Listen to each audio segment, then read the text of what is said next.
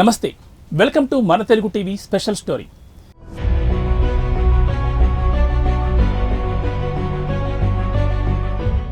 AP రాజకీయాల్లో కీలక పరిణామాలు చోటు చేసుకుంటున్నాయి. కూటమి ప్రభుత్వం ఏడాది పాలన పూర్తి చేసుకుంది. వైసీపీ లక్ష్యంగా కూటమి రాజకీయ వ్యూహాలు అమలు చేస్తోంది.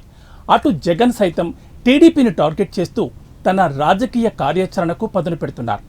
2024 ఎన్నికల్లో 11 సీట్లకే పరిమితమైన జగన్కు ఇప్పుడు ఎక్కడకు వెళ్ళినా జనస్పందన భారీగా కనిపిస్తోంది.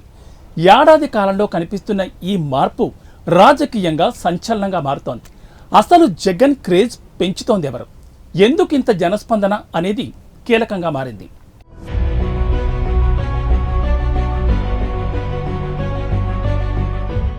ప్రస్తుత రాష్ట్రంలో రాజకీయ లెక్కలు మారుతున్నాయా అనే సందేహం ఇటు ప్రజలతో పాటు అటు రాజకీయ పార్టీలో సైతం సందేహం కలుగుతోంది. 2024 ఎన్నికల్లో జగన్ కేవలం 11 సీట్లకే పరిమితమయ్యారు. కూటమి భారీ విజయం సాధించి అధికారిక పగ్గాలు చేపట్టింది. ఏడాది కాలం మాత్రమే పూర్తయింది.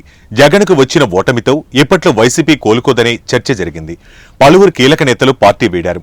జగన్ సైతం అప్పుడప్పుడు పరామర్శలు తాడేపల్లి, బెంగళూరు మధ్య తిరుగుతూ ట్వీట్లతో ప్రభుత్వాన్ని టార్గెట్ చేస్తూ వచ్చారు. అయితే ఊహించని విధంగా రాజకీయం టర్న్ అయింది. వరుస కేసులు, అరెస్టులపైన వైసీపీలో తొలుత ఆందోళన కనిపించినా తరువాత తెగింపు కనిపిస్తోంది. ఒక విధంగా వైసీపీలో ఉంటూనే జగన్ పైన ఆగ్రహంతో ఉంటూ పార్టీ యాక్టివిటీకి దూరంగా ఉన్న వారంతా ఈ పరిణామాలతో ఏకమయ్యారు. పార్టీకి తిరిగి దగ్గరయ్యారు.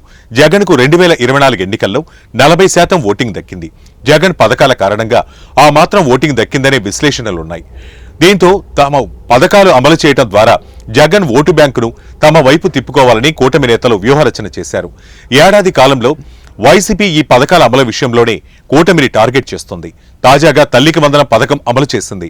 అయితే జగన్ ఓడిన తర్వాత ఏ ప్రాంతానికి వెళ్లినా స్పందన అనూహ్యంగా కనిపిస్తోంది. పార్టీ నేతలు జనాన్ని తరలిస్తున్నారనేది కూటమి నేతల ఆరోపణ.